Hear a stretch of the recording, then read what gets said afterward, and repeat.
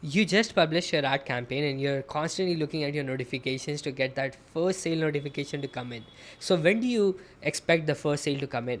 How do you know if your campaign is running successfully? And what is that one green signal that you get before you can expect to start scaling your campaigns to get more and more sales to come in? I'm going to answer all of these questions inside of this video. Welcome to day 13 of the offers turnover challenge. If you have no idea what we are doing over here, is we are converting negative ROAS offers to positive ROAS over the next 60 days. When I started this challenge, we were sitting at 5% of the offers that were positive ROAS. My goal will be to, over the next 60 days, we are going to be working towards getting 60% of those offers to positive and start getting more and more results for our clients. So, without much ado, let's dive inside of day 13.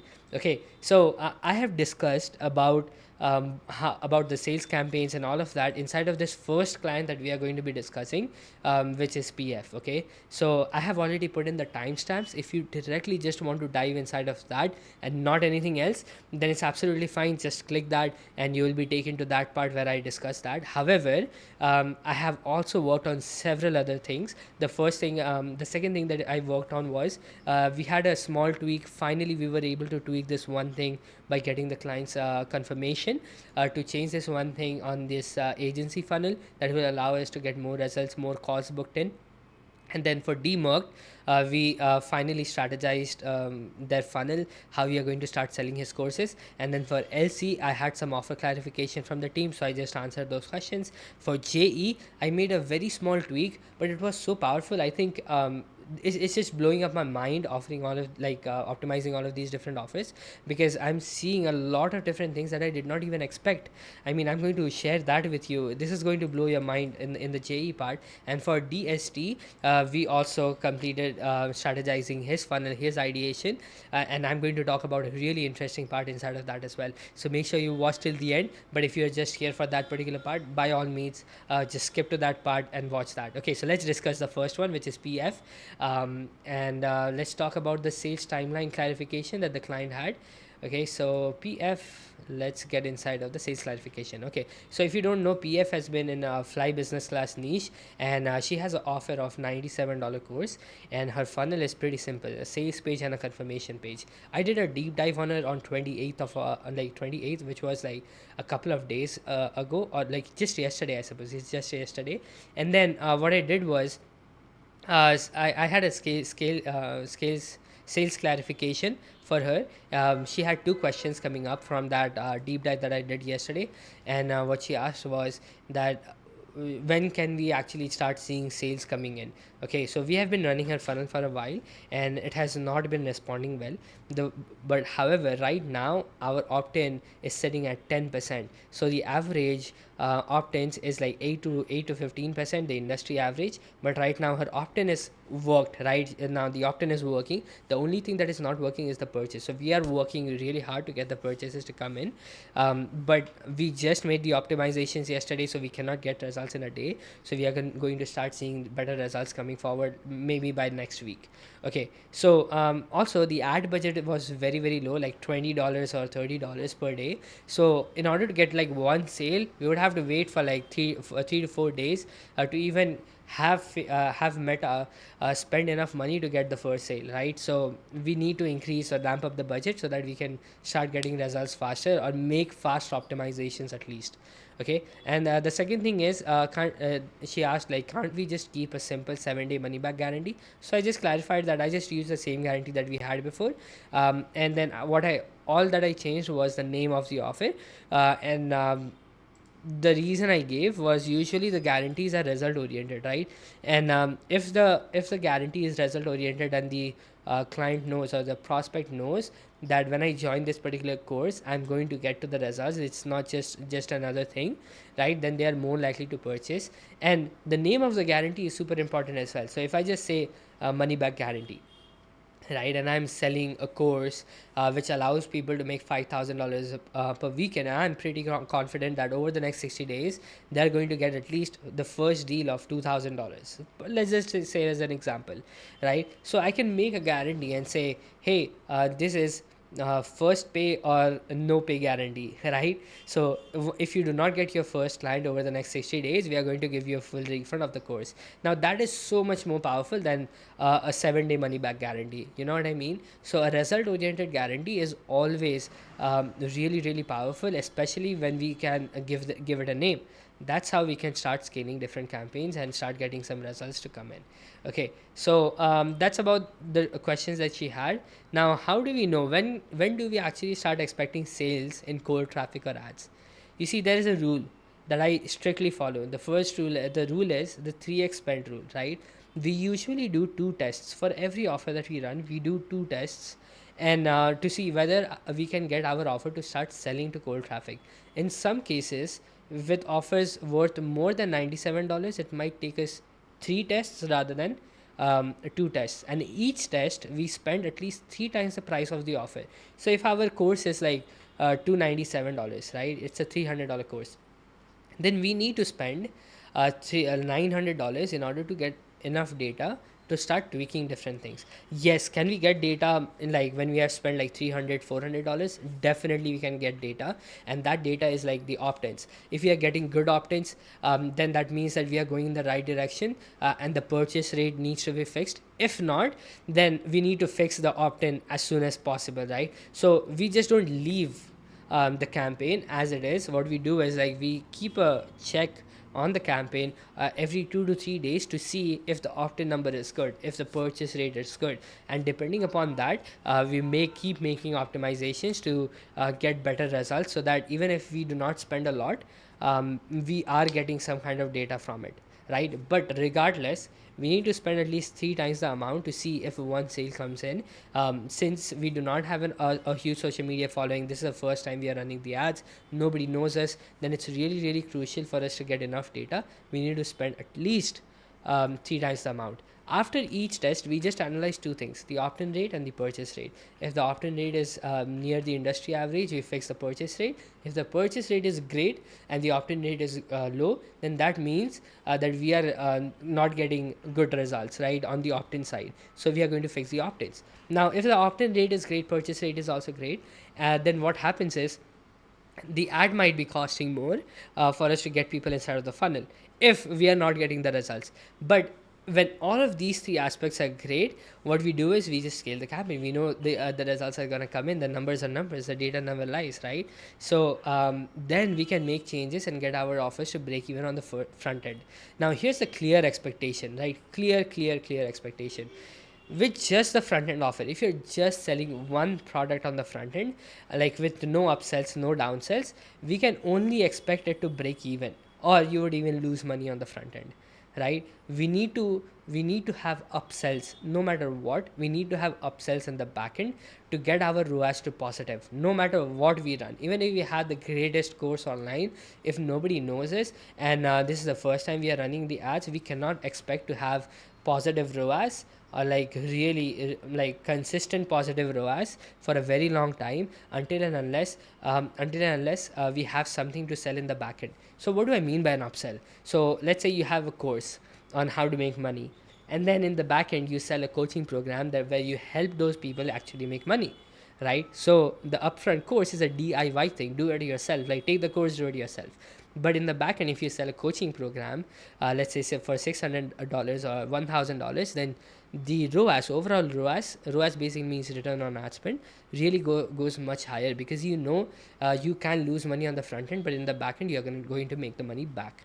Okay, so that's why we always need to have upsells, right? So if you're just having a front end offer, please expect for it to be at least at negative. But if you're getting consistent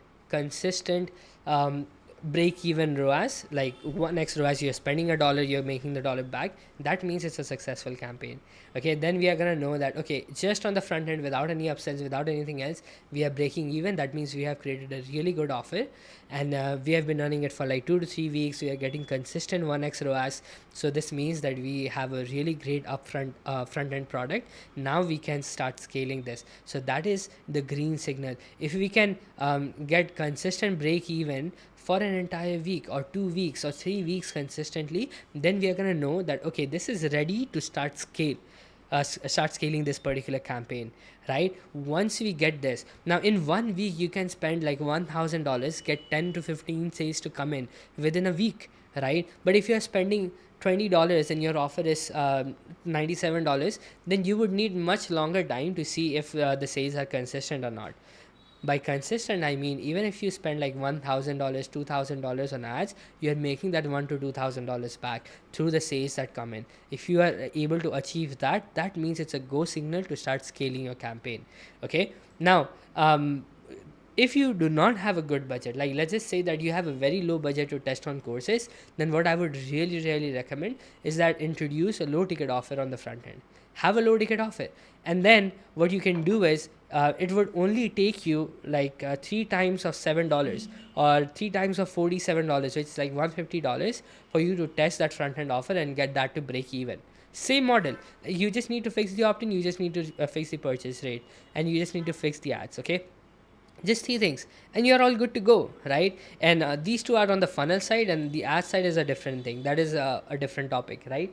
But then have a low ticket front end offer and start with that, right? Don't sell a $497 course and have a very low budget, and then expect a sale to come in. However, if you have a good budget and you have a course of $47 to $497, then definitely spend that kind of amount of money, like at least 3 times that, to get your course to break even on the front end. That would mean people are interested in your course, and there will be other people just like the ones that just bought who will be able to buy your course at scale. Okay, so by all means, get your offers to at least break even on the front end. When you can just get one offer to break even on the front end, you can always upsell them on something in the back end, and that's where you actually start making all profit, right? So just imagine the first product that you start scaling, you spend $10,000, right, on the front end ads, and you make the $10,000 back. But then you get people in the back end to get on a call with you. There you sell a $5,000 offer. Now all of the 5,000, it's pure profit for you because you have already acquired the customer, right? And it's a high, like, valuable customer. They are not just individuals who have given their email address for a freebie. They actually paid for your stuff, right? So just breaking even if it seems like not too good, it's like the next level thing you can achieve with your course, because everything else that you're going to make in the backend is going to be pure profit. Okay, so that's how we understand that our campaigns are doing very well. Okay, so that's the first one. Let's get inside of the second one, which is the agency. For agency, I was able to finally convince our client to start this. Yep. So we were able to finally convince our client to remove all the options below the $10,000. Okay. So inshallah, we will start getting better results. If you have no idea what I'm talking about, then for this particular client, we had a done for you service, and it's a high ticket done for you service. And how we are selling is through a call funnel. There's a sales page where we have a call embedded, like a calendar embedded. People book a call, they get on a call with a closer, and the closer closes the deal. And for the past weeks, if we see the data, what has been happening is that we had multiple offers, like before that 1,000, 5,000 to 7,000, to $10,000, lower budget options inside of our application. What that was doing is that was giving us a lot of unqualified leads coming in. Like for 1 week we had like 38 calls booked, but then 26 of those calls were unqualified. Only 12 of those calls were qualified, which was not a good number. Then the next week, we also had like 44 calls booked, but then 28 of those calls were unqualified. 16 were qualified. So these are not good numbers, right? But I finally was able to convince the client to remove all the options below 10k, so that we can only start getting quality clients to come in. All the people who do not have 10k budget, they're not even going to fill the application just by looking at the options, because they cannot afford it, right? So we will only attract people who have a minimum of $10,000 budget. Finally we were able to implement that today, so we are going to start seeing results coming in pretty soon. Okay, so let's get inside of the other one. DMerc, we were able to finally strategize, like complete the strategy and finalize their offer. So let me get inside of DMerc. And if you do not know, DMerc is in the burnout recovery niche, and he has a $197 course. We have a sales page for him, we have an upsell page, a downsell, and a confirmation page. But the final strategy, after having a conversation with him, I created the complete strategy, the entire stack, and all of that. But what we are going to be doing is we are going to have a sales page with a checkout for the $197 course, and then we are going to have people book a call with the coach so that he can sell his $10,000 offer on the call itself. So we can start getting really good results from that once we start breaking even on the front end. Now, even if we do not break even on the front end, we will be able to attract quality leads and then have them book a call with the coach so that he can start selling in the back end a $10,000 program. So now just imagine, even if we are like burning $500 a week on that, even one sale comes in and we are all profitable, right? So that's the power of having an upsell in the backend, and especially a premium value upsell. Okay, so let's get inside of the next one. LC, we had some final offer clarifications on day 7. We had discussed LC, so let's get inside of the LC. Okay, so LC is in the muscle work supplement substitute niche. She has a $299 offer. So what we did was, like, I strategized a low ticket offer on the front end because her $299 course wasn't selling on the front end. So what we did was I just made some final clarifications for the team. So here were all the questions. The main sales page was changed. Were we supposed to duplicate it instead? So yeah, definitely. What we were doing was we already had created a sales page, right? So right now the strategy was to convert that sales page into an upsell page, because we are not selling the $299 course and as a front end offer. So that's why I suggested the team to duplicate the page and create a separate funnel, so that we can have everything as it was for the different funnels, and we can make the switch whenever we want, right? Then the second thing was, will we run ads for the main course? So I said no, we are only going to start running the ads for the clarity kit, which is the front end offer. We are not going to sell, like, run ads to the main course right now, because that did not work out well. Now, is the benchmark another digital product? So this is something that I asked her in the last clarification, was that to add this 1 minute video and then have some kind of assessment. So this kit was an assessment. So what I asked them to do was, like, create some benchmarks so that people can actually compare the results for their front end offer, like for the result that this particular client is giving people. So what she's doing is she's allowing people to understand how the present supplements that they are utilizing is not actually benefiting them. So after they complete that assessment and figure out, okay, I'm wasting like $200 in the supplements that I don't need, now how can they know if this is not right for them, right, if they do not compare it with others? So that's why I said that let's have benchmarks so that people can compare and see what is the ideal scenario and what is the scenario that they can start expecting better results. So yes, I just said it's like a one pager. We can quickly create that. And what will be the structure of the 1 minute video? And I said it can be a quick Loom video where you share with people how they can use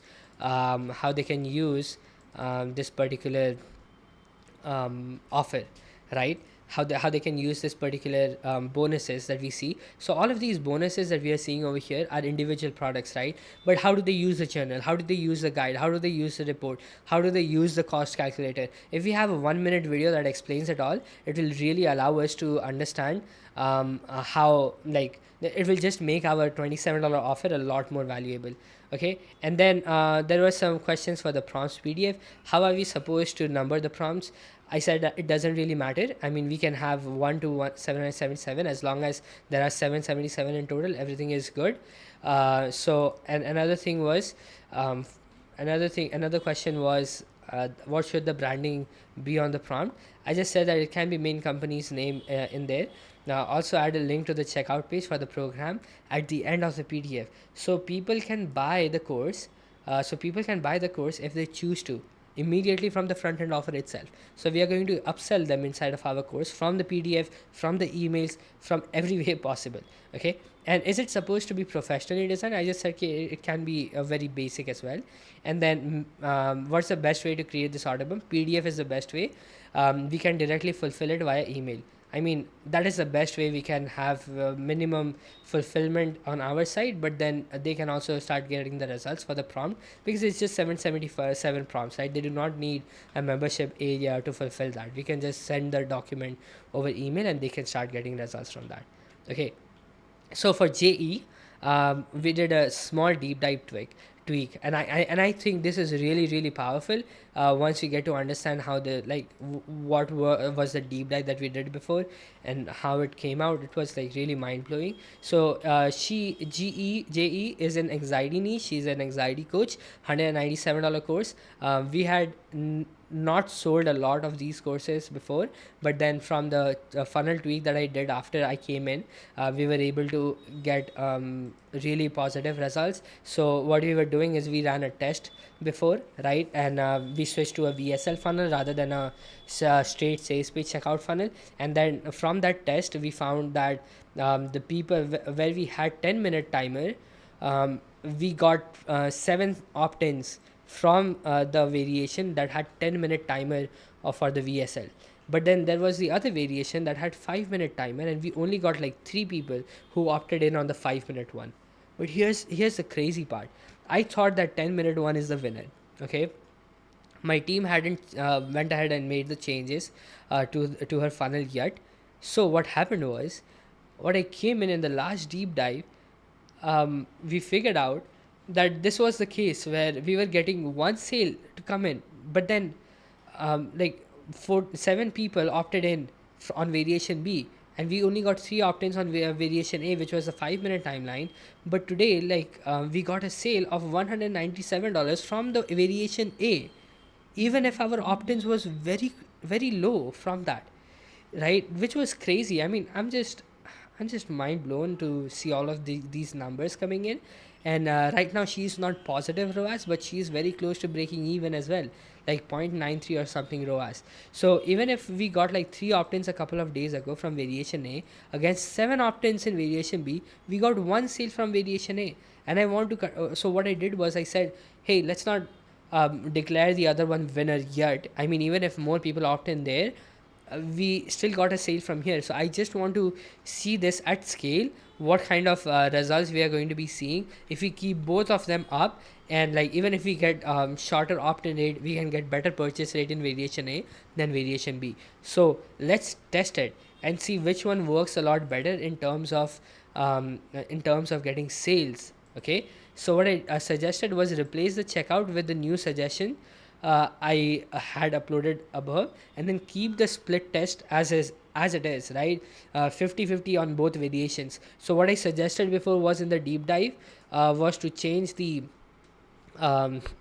button and then change the complete stack. So it was just mentioned that they are going to be getting a course, where we mentioned that the course modules are going to be there. They're going to get a lot of bonuses worth 5,000, but we never mentioned what those bonuses were. So they did not have the motivation to even purchase anything. So they were just curious to opt in, right? However, once we have the complete stack, we will even get better opt-ins, inshallah, and we will even get better purchase rate. So that's the thing that I wanted to test with this particular thing, and it really blew my mind to see how much detail goes inside of all of these particular offers, right? So we are still going to run this 50-50 test and see which one works better.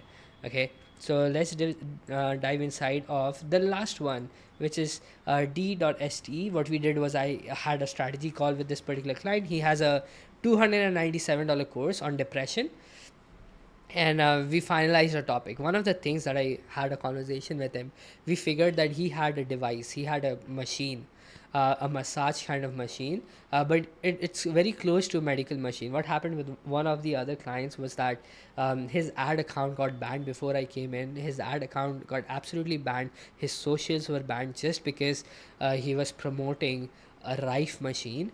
And what happened was, I mean, Facebook doesn't like all of these machines, medical machines, to be sold on the upfront. So that's why I suggested, let's just sell the course, an educational course on the front end, and then in the back end, we can always upsell them on anything, right? We can upsell them on our machine. We can upsell them on a different program. So I also worked on, like, I just had him understand the value of creating a premium value offer. So a premium value offer is something that we create, a $10,000, $15,000 or $25,000 program that helps these people on a much deeper level. It doesn't matter what niche you're in, you can always create a premium value offer. Okay, so what I did was for this particular funnel flow, I told them that we are going to have a VSL checkout page to sell the front end $297 course, and then we are going to upsell people into a $10,000 coaching program by having them book a call with the client, right? So on the confirmation page, when they purchase the course, we are going to have them book a call. In the thank you page, we are going to embed the calendar. In the emails, we are going to send them the emails to start booking a call with the coach himself, so that on the call, the coach can actually sell them on a $10,000 coaching program. Now, once we do this, again, like I said before multiple times, our goal on the front end is to break even. Once you break even on the course, we can always have people book a call with the coach or sell something in the back end that is going to increase the ROAS to the next level, rather than us just working on getting our front end offer to convert positively. It's not going to happen right now that the market is saturated with a lot of different offers. The main idea is that whoever gets to upsell in the best way possible, or maximize the like average order value from each particular client, is going to win, right? Just like Dan Kennedy says, whoever can spend the most dollars to acquire a customer actually wins. If you're burning money on the front end, you will not be able to compete with your competitors, because you will never be able to outsell them. But if you're making the money back, and then on the front end, by just optimizing the funnel, just optimizing the offer as and when it's required, you will get a winning offer that you can just scale the ad campaigns to. And once you scale the ad campaigns, you're all set with a great offer on the front end, and then upsell them anything that you want in the back end.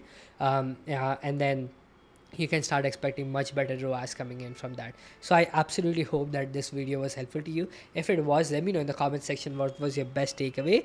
For me personally, the best takeaway was JE's offer, when I was absolutely shocked about the sale coming in from the variation A, that I thought, okay, that offer, that variation is not working at all. So I'm really eager to see how much time it takes for us to sell those people on a $197 course. Does it take 5 minutes? Does it take 10 minutes? I'm going to keep you posted. I hope this entire video was helpful. I'm going to see you on the next one. Until then, keep creating for a change.